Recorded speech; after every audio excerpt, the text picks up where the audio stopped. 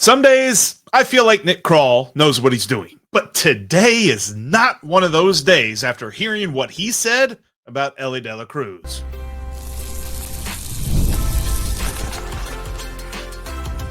You are Locked On Reds, your daily Cincinnati Reds podcast, part of the Locked On Podcast Network, your team every day.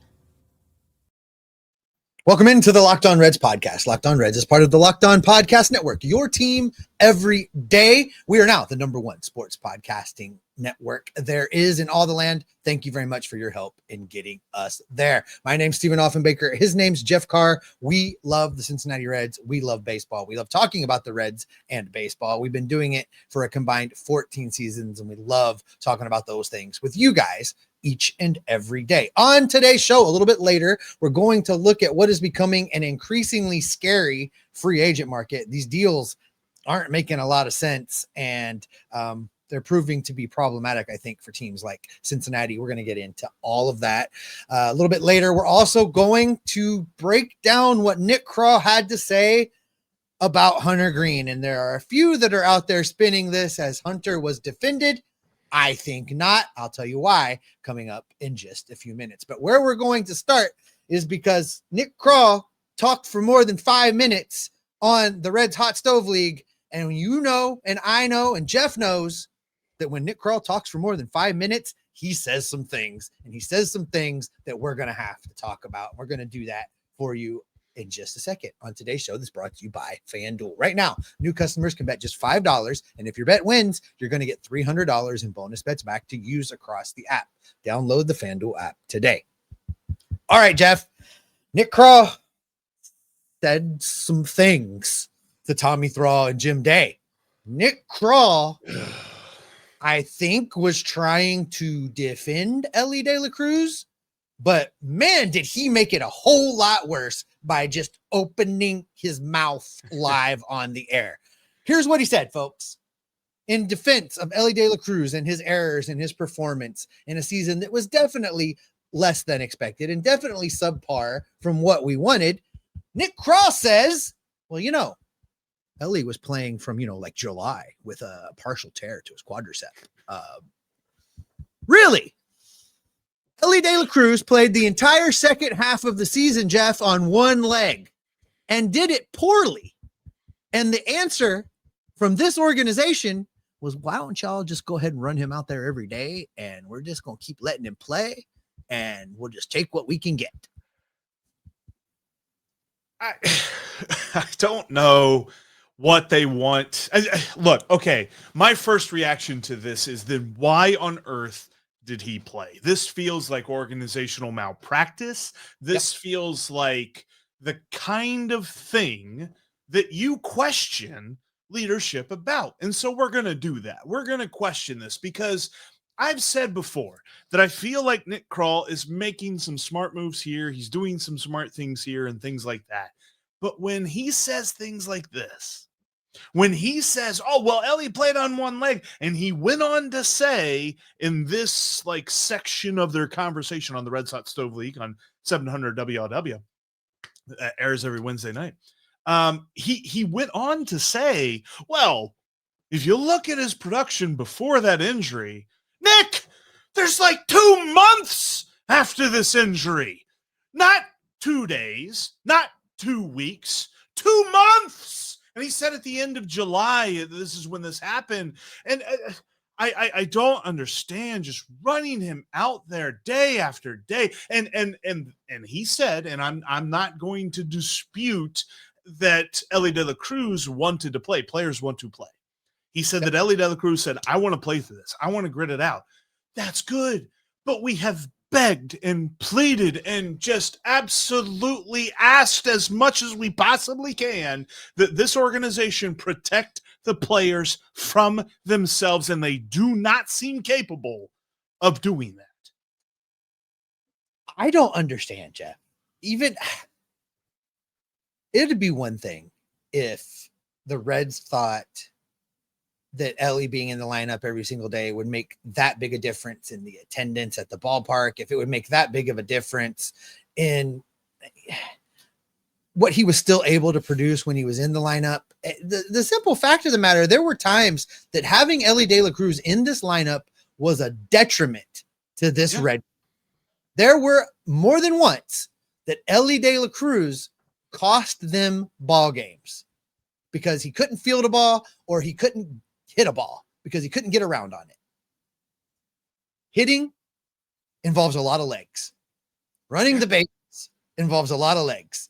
Fielding the ball involves a lot of legs. And you're telling me that you ran the face of your franchise, and that's what he is. Undoubtedly. You ran the face of your franchise out there for months on a bum leg, on a partially torn quad.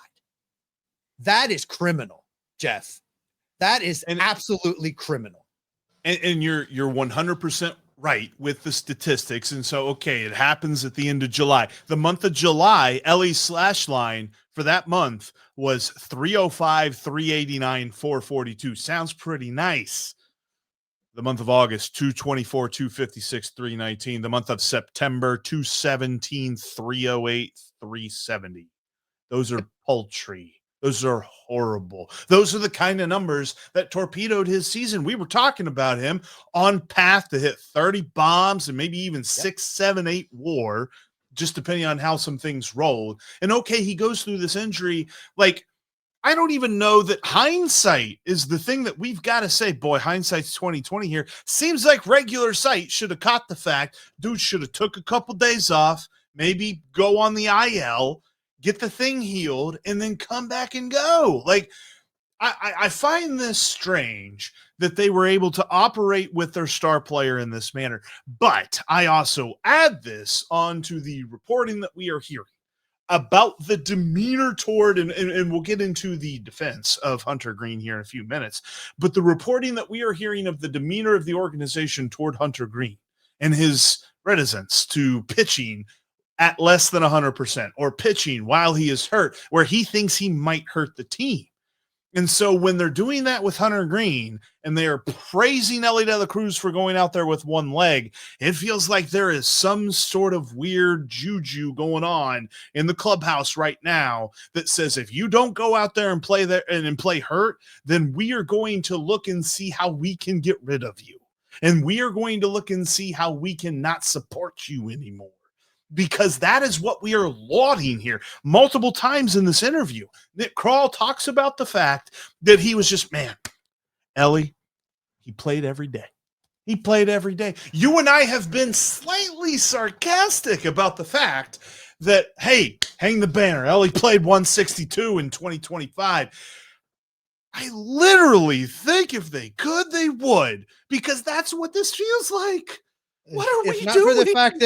If not for the fact that Phil doesn't want to pay for the banner, I'm sure they would hang that banner. I don't know if you saw this, but print that on cabbage, it'd be all right. If someone will write it out in crayon, they might hang it up, but Phil ain't paying for it. I don't know if you saw this, but Reds Hall of Fame nominee and former shortstop Zach Cozart took to social media yesterday evening after this news broke.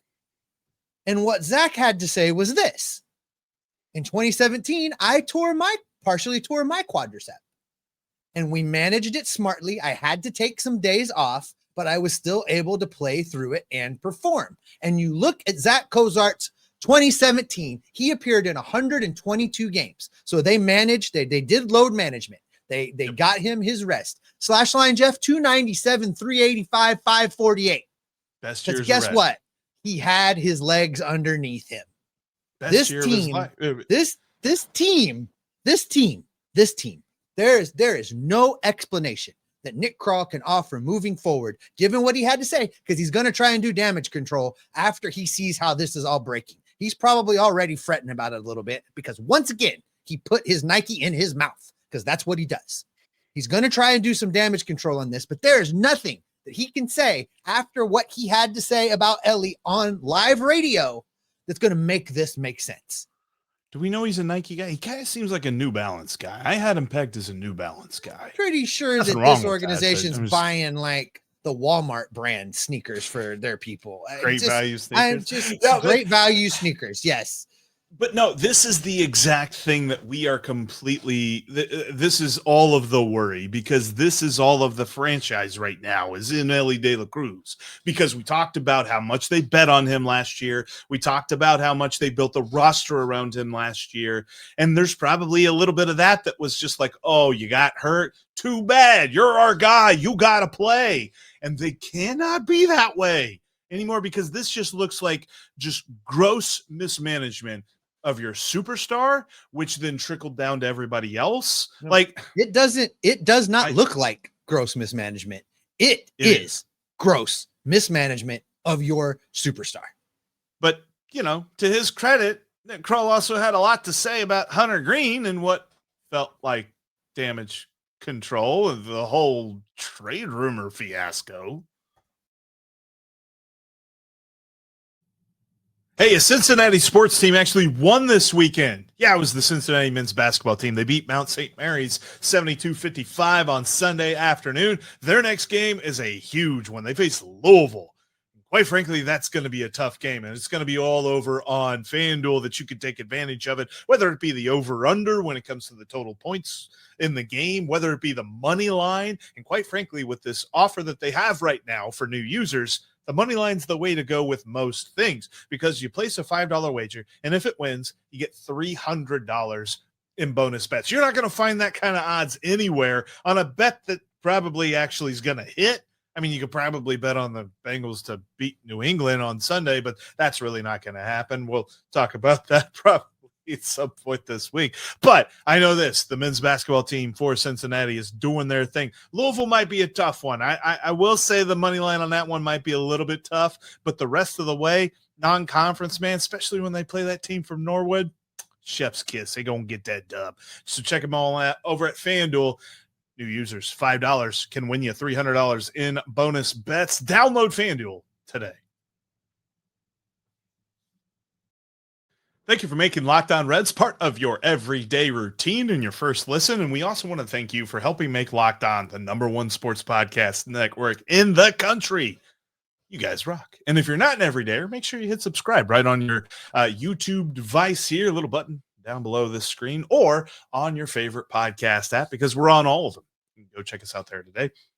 And little PSA, little podcast disclaimer here thing. We're normally not this sarcastic and serious and a little bit ranty and all this other stuff. But by God, when Nick Krall talks, it just drives a man a little bit insane. And that's how we feel after all of the things that he said, and talking about the fact that his star player, his #1 guy, Elly De La Cruz, had one leg for 2 months. If that's not enough, Nick Krall took to his own shoulder surgery to defend Hunter Greene. And I think it was a defense, but I don't know, Steve. I'm hearing a lot of folks say, look at that. Nick Krall, he's taking one for the team. He's saying that he's got Hunter Greene's back. I don't know. He didn't have Hunter Greene's back at all. You know what Nick Krall said? And he used lots and lots of words. There's too many words for us to quote it, put it on a screen. Too many words. I'm going to paraphrase what he said. What he said was, you need a lot of pitching depth in this league, and we don't know that we have as much depth as everybody thinks we have, and you might need as many as 15 starting pitchers to get through a season. If we need 15 starting pitchers to get through a season, we're in big, big trouble around here. But this is what he said. He goes on to say that, when Hunter Greene's healthy, he's the ace. He's the #1 guy in this rotation. That's true. Nobody has ever disputed that. Nick, we agree with you. He goes further to say, when a guy is hurt, it's hard to say. It's hard to say, he's not injured. It's hard to say that he's not feeling pain. Then he went to his own shoulder surgery. I had a shoulder surgery, and, some days it hurts really bad and some days it doesn't. And somebody else might have that surgery and their pain will be different. You know what he didn't say, Jeff? You know what Nick Krall did not say at all during any of that? We're not trading Hunter Greene. Nick Krall did not say, no, I haven't even got to that yet. We'll get to that. Nick Krall did not say, Hunter Greene has my full and unconditional support We know Hunter Greene works hard. We know that as soon as he felt right, he came back and pitched for us and grinded through to the end of the season. We know that Hunter Greene wants to be out there on the mound and he wants the ball and he wants to lead this team. Nick Krall didn't say anything close to that. He didn't go anywhere near it. So he didn't defend Hunter Greene. He didn't defend Hunter at all. He hemmed and hawed and wished and washed and tried to use a lot of words so that you wouldn't notice that he really didn't defend Hunter Greene. And then to get to your point, Jeff, when asked about the trade talks, when asked about trading Hunter Greene, he again cited the depth. And then he said, it'd be really hard to trade a guy that when healthy pitches that good. Really hard. He didn't say he wasn't going to do it. He just said it would be hard. He didn't say we are absolutely not going to trade the number one pitcher in our rotation. We believe in Hunter. We support Hunter, and we can't wait to watch him make 30 starts at Great American Ballpark over the next 3 seasons. He made every point that you could possibly make about the possibility of trading Hunter Greene. Whenever it was asked, and it wasn't asked poignantly, like I believe it was Jim Day that asked the question, but it wasn't a poignant, like, are you trading Hunter Greene? It wasn't the Mark Sheldon question. But it was a question of, it seems like you have starting pitching surplus, Nick. Will you deal from that surplus? And he took what felt like, at least reading the transcript of it, because I tried to do that quickly before jumping on here just to make sure I got the right quotes from it. It took him like 30 minutes to really explain his way through. While he was answering that question, I think Jim Day and Tommy Thrall got up, went to the bathroom, got a new beverage, checked their email, and then came back to the table because Nick talked a long time and really didn't say much of anything. And he said everything. He got to the whole 15 pitchers thing. He also got to the point, and it's a point that we tried to make the other day before it seemed like the rumors were substantiated and morphed and evolved into something else. But we tried to make the point of, like, you've been telling us for our entire lives, not just you, but every guy in your chair that has said that we've got to draft and develop from within and retain the guys that we draft and develop from within. And he even says that, but then he still brings it back by saying, well, not right now, but not, not never, but also not at this moment, but not, not that we know. Yeah. He said, I'll never say never. That's what he said. He said, I'll never say never. And I get it. You're not going to come out and shut down any trade negotiations that might be going on. But I go back to your point of what he didn't say in support of Hunter Greene's injuries and the things that he dealt with. He literally could have just said, Hunter Greene has my full confidence. Yep. If he'd have said that, anywhere near it. Yep. If he'd have said that, everybody would have been satiated. All of us, we would have been saying, you know what? Okay. He wasn't one of the guys Mark Sheldon is reporting on things that he had talked about. But quite frankly, he continues to put himself in that group of people that we are expecting, not expecting, but that we are imagining are in the, notebook of Mark Sheldon of, talk to so-and-so, and boy, they really don't like where they're seeing from Hunter Greene right now. And that's why he is available. Mark said, my work throughout the season led me to this conclusion. My work led me there. At some point in time, he talked to Nick Krall. And I think Nick Krall gave him the same double speak answer that he gave to us, or behind closed doors and off the record, maybe he just told him flat out. But Nick Krall has not defended Hunter Greene. So don't buy into that. If you're around social media today and you're seeing headlines of Krall defends Greene, that didn't happen. Go read it yourself. Go listen to it. WLW, they've got it posted on their app. You can go listen to it for yourself. Nick Krall did not defend Hunter Greene. No, and he had every opportunity to. That's why I go back to where I started this entire show off with. There's just some decisions that he has made in the past that I'm like, you know what? That was kind of a nice move. That was kind of a smart decision that he just made right there. And then there are certain things that he says and certain other things that he does that makes me wonder, is the future going to be as bright as we hope that it can be? And this is one of those days that I have a lot of doubts that it will. And I think it's important too, Jeff. We've been talking a lot about Hunter Greene, and there have been some people getting after us in the comment section about how much we've talked about this Hunter Greene stuff. and, basically saying, we're just trying to fan the flames to get the clicks and the views and all the things. But these are the reasons why we keep talking about this, because nobody in a position of power in this organization is saying anything to dispel them. Nobody in a position to do something about it is saying anything that comes remotely close to, we fully support Hunter Greene and can't wait to have him around here for the next 3-4 years. Nobody's saying that. And when you don't say that, it speaks volumes the other direction. It speaks volumes that in the right deal, you're trading Hunter Greene. You not defending him coming off of that injury specifically speaks volumes and says, yeah, there were people within this organization that question why he wasn't back in pitching. You're supporting that by not defending him. And Nick Krall now has had multiple opportunities to lean in and really defend Hunter Greene and has not taken that opportunity one time. I wonder if all of this talk about this possibility is just pushing it along further. Yeah. It's just pushing it along further, that we will hear of it sooner rather than later. And it's not a thing that is deterring them. It is a thing that is quite frankly, I think it's emboldening them to push forward. Yeah. You're probably spot on with that take, Jeff. One thing's for sure. We haven't got our questions answered. Hunter Greene is probably not very happy at all right now, and there's going to be lots more to come on this particular subject.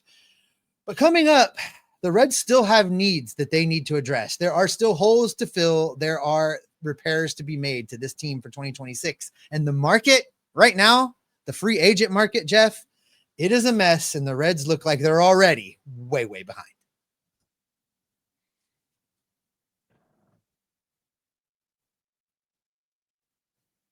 If you can't watch us here on YouTube, guess what? We are on every single podcasting app out there, I think. So you can find us on all the audio feeds. Take us with you in the car, to the gym, to the office.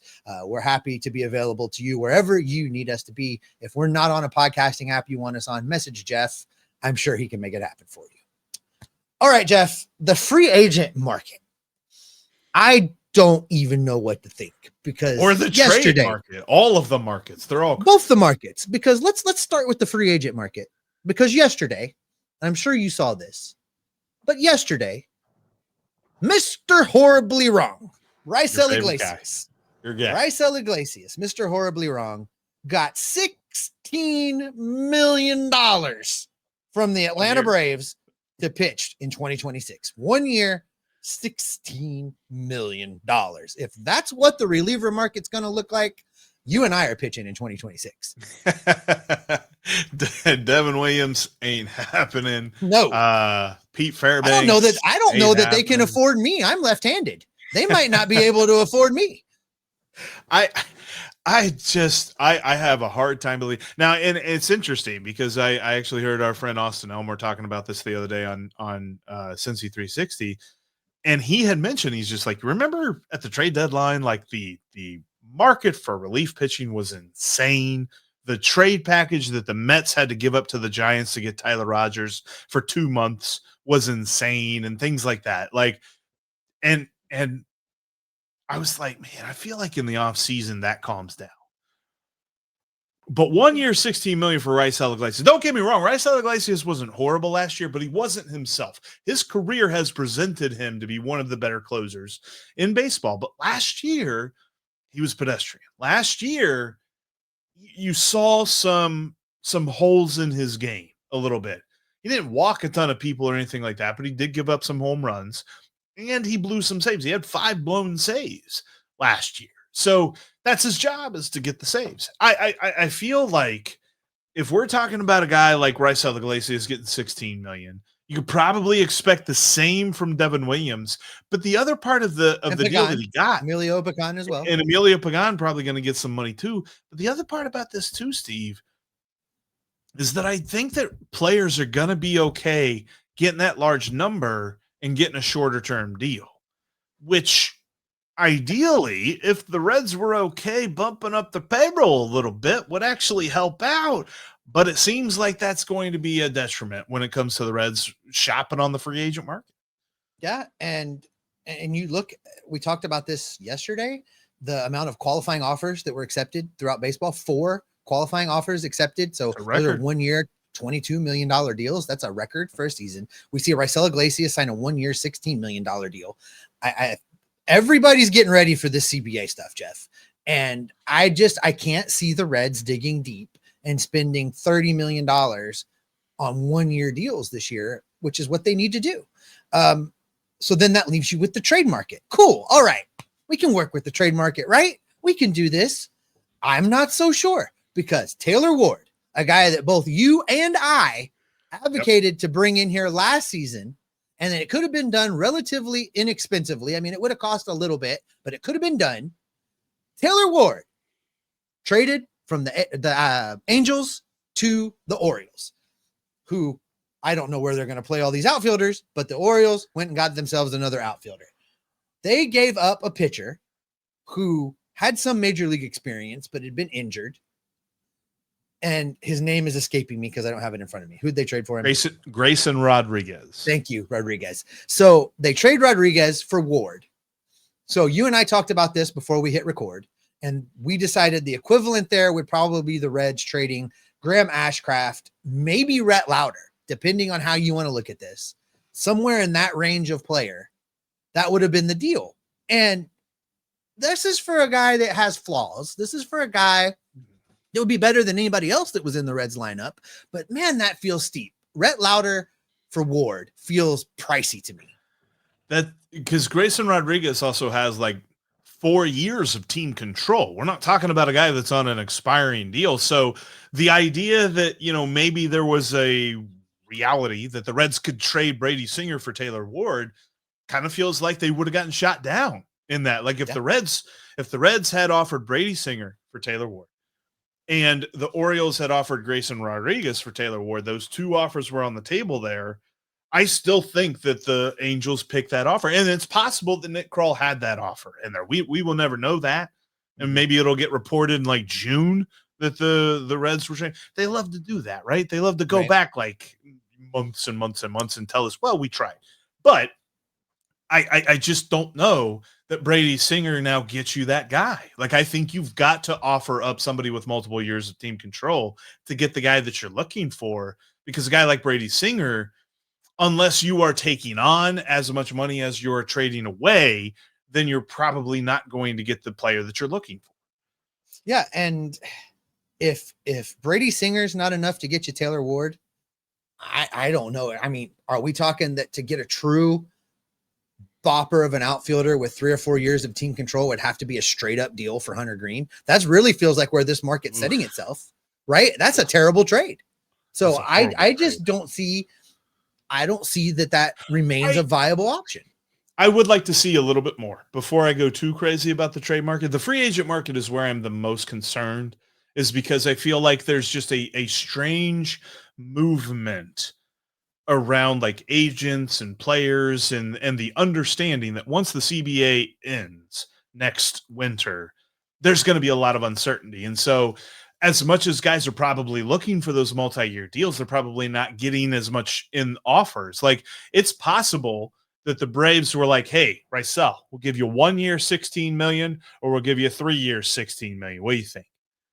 And obviously you're going to take the 1 year, $16 million, and then take your chances with the CBA. And then after the dust settles, then go sign somewhere else. But I wonder what that all is going to look like, because that's going to preclude the Reds from negotiating for Kyle Schwarber, because the Phillies and the Red Sox and the Dodgers and, the teams with all of the money, those are going to be the only teams that are going to be offering these guys multi-year deals with numbers that are, around what they're looking for. It just doesn't feel like the Reds are going to go out and offer even a 3-year deal, let alone a 5-year deal to a free agent this offseason. No, we've talked many times about how the Reds front office has positioned itself with no real guaranteed contracts beyond the CBA other than Hunter Greene. Everybody else, they have an out of one way or another on. So you're right. I don't see them going out and doing that. And then even if the market falls in such a way that Kyle Schwarber is like, all right, I'm going to sign a 1 year deal, we're going to get through this CBA. That 1 year deal for Schwarber could push upwards of $50 million. You could be talking about a $45-50 million 1-year deal for Kyle Schwarber.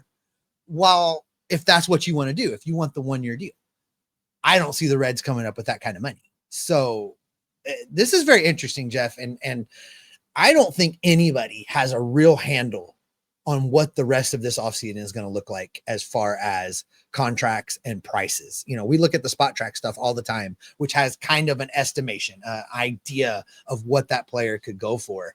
And they didn't have Raisel Iglesias at $16 million on a 1-year deal. That's double. That's double. That's double what they had Raisel Iglesias at. They had him at 8 and he went for 16. It's not even close.